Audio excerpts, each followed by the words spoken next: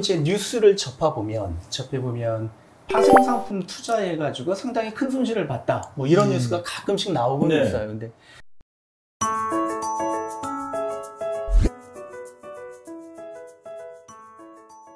저희들이 지금까지 뭐 발행사, 투자자 이 입장도 좀 알아봤는데, 그럼 발행사 같은 경우가 사전에 상품 같은 거 만들면 검증 같은 거 하지 않을까요? 그리고 이 사전 검증이 충실했다면 뭐 이런 실패 사례 같은 게 나오지 않았을 텐데, 그거 어떻게 생각하시나요? 그거는 이렇게 볼 수 있을 것 같아요. 이 검증이라고 하는 부분이, 이 상품이 판매됐을 때 투자자들이 수익을 얻을 수 있을까? 이거란 말이에요. 그러면 이 상품이 지금 시장에서 출시됐을 때 투자자들이 투자를 하면 수익을 얻을 수 있을 거고 손실이 날 가능성이 적을 거야 라는 판단했을 때 그걸 팔아야 됩니다. 발행사들도 투자자들의 손실을 원하지는 않아요. 투자자들이 이익을 봐야 또 추가적인 투자를 한단 말이에요. 그러면 발행사들이 금융상품을 발행할 때 이게 투자자들 이익을 볼 수 있을까라는 것에 대한 질문을 어떻게 확인할 수 있냐는 거죠. 결국 발행사들이 하는 방법은 과거에 기초자산 가격이 이렇게 움직여 왔기 때문에 앞으로도 비슷하게 움직일 거야. 미래는 모르지만 그렇죠. 과거가 어떻게 보면 이제 역사가 반복된다. 과거의 시장 특성이 유지가 될 거야 라고 가정을 하고 이제 분석을 하는 거죠. 그래서 과거 역사가 반복이 된다라는 가정에서는 이런 수익 구조를 내놨을 때 투자자들이 안정적인 수익을 얻겠구나라고 판단할 때 발행사들이 내놓는 거죠. 그래서 그럴 때 과거의 자료를 가지고 분석하는 걸 우리가 백테스트라고 표현하는 거죠. 뒤를 본다. 그러니까 과거의 자료라고 하지만은 이 과거가 어떤 시한이 있을 거 아닙니까? 맞습니다. 그러니까 무슨 크게 한번 빠졌을 때 아니면 크게 올랐을 때 이런 것들을 담는 백테스트가 있을 수도 있고 아니면은 그걸 뺀 나머지일 수도 있고 그럴 때마다 이 백테스트 결과가 달라질 수도 있겠네요. 그렇죠. 그러니까 결국 그 과거의 자료를 어떤 과거, 어떤 기간의 자료를 쓰느냐가 중요하잖아요. 그러니까 개념적으로는 시장이 하락할 때, 상승할 때, 등락을 보일 때, 또는 변동성이 클 때, 변동성이 작을 때 이런 걸 다 해줘서 이렇게 비교를 해주는 게 제일 좋겠죠. 그렇지만 이제 많은 경우는 또 여러 가지 이유들 때문에 일반적으로는 최근 3년, 최근 5년 이렇게 일정 기간의 자료를 이용해서 분석을 하는 거죠. 일정 기간의 특성이 반복된다라고 보고 이 상품이 투자가 됐을 때 수익이 날 것이냐 이렇게 보는 거예요. 그런데 이제 긍정적으로 보면 좋은 참고 지표야 이렇게 볼 수가 있고 또 부정적으로 보면 이거 발행사나 판매사가 우리를 현혹하기 위해서 자기들이 유리한 구간만 한 거 아니야 라고 오해할 수가 있는 거죠. 더구나 이제 투자를 했다가 예상과 달리 손실이 나면 투자자 입장에서는 또 그런 오해를 할 수 있는 거죠.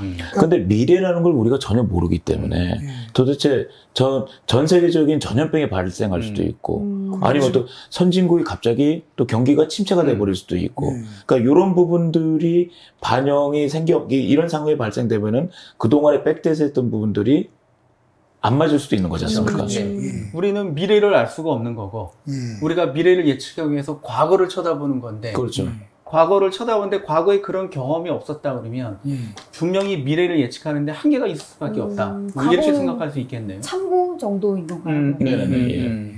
그런데 이제 예를 들어서 우리가 ELS 상품을 다뤘는데 ELS의 기초자산이 주가지수가 많단 말이에요. 주가지수로 했으면은 심지어 2008년도 금융위기를 포함해도 거의 손실된 사례가 없어요. 그러면 그 말은 분명히 맞는 말이죠. 근데 앞으로도 손실이 안 날 거야. 이거는 참 우리는 그렇게 믿고 싶고 저도 개인적으로 그렇게 믿어요. 그렇지만 그건 저 개인이나 우리의 일반적인 믿음이지 그건 달라질 수 있는 거죠.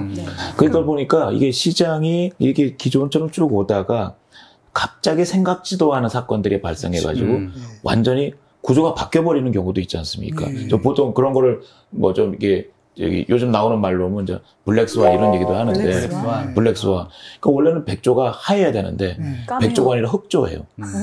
사람이 생각하는 백조라는 건 다 하얀데 진짜로 흑조가 있는 거예요. 그러니까 이 세상엔 하얀 백조만 있는 줄 알았더니 어디 가보니까 백조가 있더라. 흑조가 있더라. 깜짝 놀랐다. 이 진실, 사실, 뭐 이제 이런 그렇게 표현하는 거죠. 그러니까 예상하지 못했던 것들이 탁 튀어나왔던 그런 절대적인 건 없다. 그렇죠. 사고관념이 좀 달라질 수가 있으니까. 그래서 그런 거 보면 ELS가 백테스트를 한다 그래도 이게 과거가 계속 반복될 것인가 라는 부분들을 고민해봐야 될 것 네. 같아요. 그러니까 우리의 믿음에 대해서도 한번 좀 의심해 볼 필요는 있는 것 같아요. 네네네, 예. 왜 백조는 왜 꼭 하야만 돼? 이런 거에 대한 거죠. 예. 결국 이제 또 하나는 많은 경우가 이제 투자자들이 우리가 개별적인 주식을 살 때도 이상하게 잘 가던 주식시장이 내가 사면 빠져. 이렇게 생각을 한단 말이에요. 근데 이제 금융상품도 백테스트는 좋은데, 테스트할 때 좋은데, 직접 투자를 하면 그때부터 시장이 반대로 가는 거예요. 참 세상이 그래서 이제 그런 사례들이 있다 보니까 이제 사람들은 백테스트가 불가피하다는 걸 알지만 또 이 한계에 대해서 답답하다 이렇게 생각을 하는 거죠. 네. 저 그럼 저 요거는 질문 네. 드려볼게요. ELS를 발행하는 발행사가 일단 투자자들의 검증을 위해서 백테스트를 많이 한다고 합니다. 네. 근데 이 백테스트 결과를 투자자가 항상 이게 이렇게 갈 것이라고 믿는 게 맞을까요? 아니면은 이 부분에서도 뭔가 불확실성이 있을 거라고 생각을 해보는 게 맞을까요? 흑조가 있을 수도 있다. 그렇죠. 생각을 해봐야겠죠. 네. 블랙스완. 블랙스완이 있을 수도 있다. 그러니까 그 부분에 대해서는 항상 좀 조심할 필요가 있다 네. 생각이 듭니다.